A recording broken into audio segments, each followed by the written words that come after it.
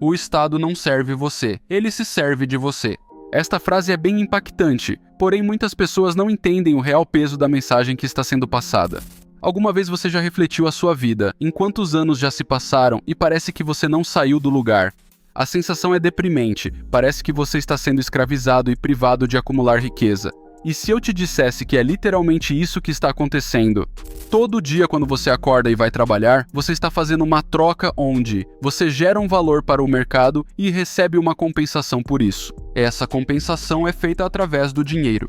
O litro de leite de caixinha, para que ele pudesse estar na prateleira do mercado, existiu diversas camadas de geração de valor desde o momento em que alguém plantou os grãos que serviria para fazer ração para a vaca, passando pela ordenha, pelo engarrafamento, até chegar no atendente do caixa do supermercado, que concluiu a compra recebendo seu dinheiro em troca do leite. Dinheiro esse que é usado como uma moeda de troca. Eu já fiz um vídeo sobre a história das moedas e vou deixá-lo na tela no final desse vídeo. Mas o que você precisa saber nesse momento é que para que o dinheiro tenha essa capacidade de ser trocado por produtos e serviços que foram criados através do esforço e conhecimento das pessoas, ele precisa ter valor também. E esse valor é o resultado de uma soma de características que precisam estar presentes. E para que ela mantenha as 3 características principais, que são meio de troca, unidade de conta e reserva de valor. Ela precisa da característica principal. Ela precisa ser escassa. Se pensar em escassez, você pode pensar no ouro, que por milênios foi o metal mais usado para transações de grandes quantias de valor. O ouro é um metal escasso, mas imagina o que aconteceria se na época do Império Romano caísse um meteoro de 10 toneladas de ouro na região de Roma. Esse ouro rapidamente ia ser diluído na sociedade e assim ele já não seria tão escasso, perdendo um pouco do seu valor com o tempo. Mas isso nunca aconteceu, o ouro sempre foi um recurso escasso e uma ótima reserva de valor. Por esse motivo, muitos reinos e, posteriormente, países usaram o ouro como principal reserva de valor.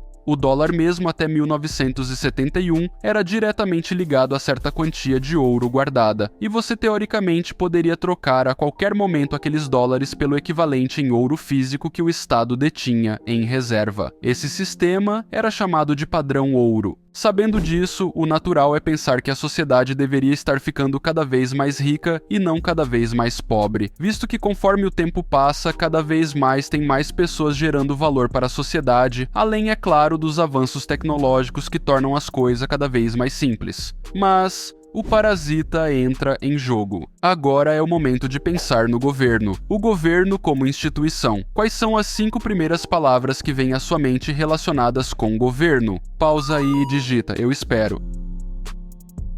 Digitou? Ok.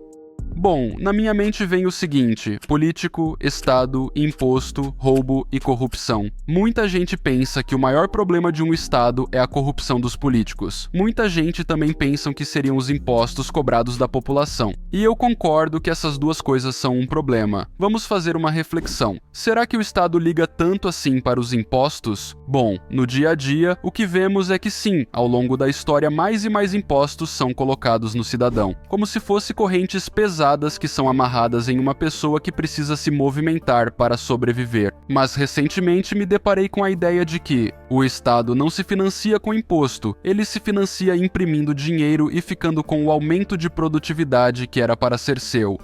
Eu não sei se eu concordo 100% com a afirmação que o Estado não se financia com impostos, mas uma coisa que eu concordo com toda certeza é que a impressão de dinheiro é a coisa mais cruel que o Estado faz com a sociedade. E quem se beneficia com isso é o político e seus amigos que se beneficiam dessa impressão de dinheiro. E por receber esse dinheiro primeiro que a sociedade, o dinheiro ainda não sofreu a diluição do valor de compra, pois ainda o dinheiro não girou no mercado. É só pensar que o Estado tem o monopólio da emissão de moeda e como o lastro da moeda fiat é a confiança do próprio Estado, ele imprime essa moeda a rodo. Em 1971, um americano médio ganhava cerca de 10.600 dólares por ano, e se você quisesse comprar uma casa nova, isso te custaria 25 mil dólares, ou seja, a casa custaria pouco mais de 2 anos de trabalho de um americano comum. Enquanto nos dias atuais, a receita média é de 44 mil dólares por ano. ano. E você pode pensar que isso é ótimo porque é mais que o dobro comparado ao que faziam em 1971.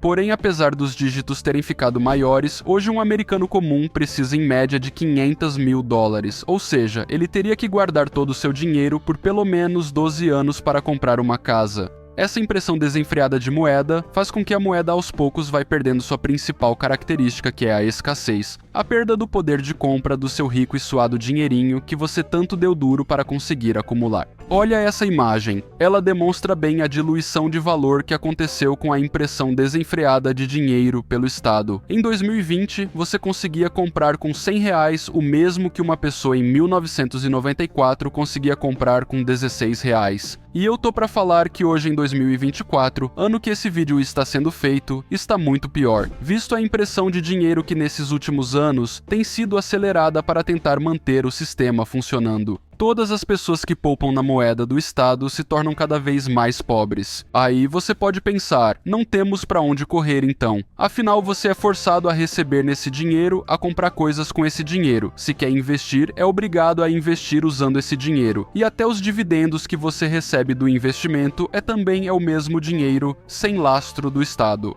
Você é obrigado a usar essa moeda fiduciária. Você está fadado a ser diluído financeiramente, a ter cada vez menos poder de compra, a trabalhar cada vez mais para receber a mesma quantidade de dinheiro que já não vale a mesma coisa que valia no mês anterior ou no ano anterior. Não acha que isso é uma escravidão? Uma escravidão com ilusão que você é livre, mas com parasitas roubando toda a sua energia produtiva de uma vida. A frase, o Estado não serve você, ele se serve de você, nunca antes fez tanto sentido para mim. Sua produtividade como indivíduo já foi roubada no momento em que você usa a moeda fiduciária do Estado. E a mensagem que eu quero deixar aqui agora é: pesquisa e estude sobre o Bitcoin.